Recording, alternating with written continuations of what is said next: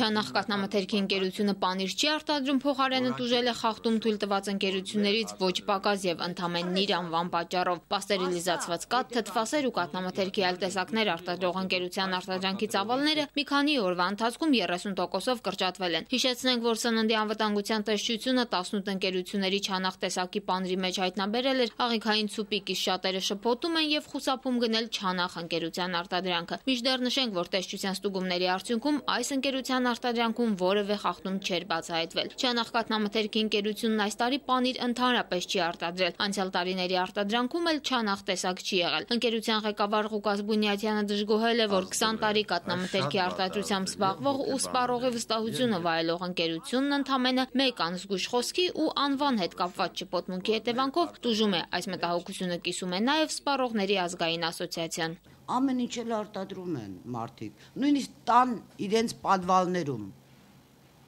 կաթի փոշուց մարդիկ արտադրում են, ստանում են պանիր ու բերում են տալիս խանութներին,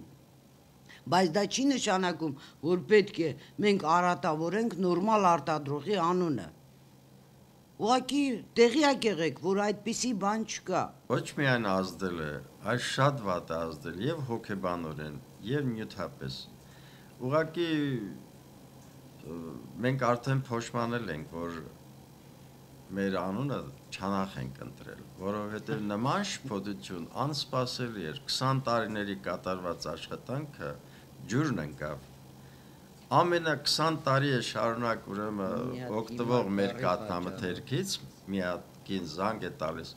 ասում է կաթը ես հիմա երեխային տամ, թե չտամ։ Ես խնդրում եմ սիրելի ժողովուրդ, տարանջատեք չանախ կաթնամթերքի գործարանը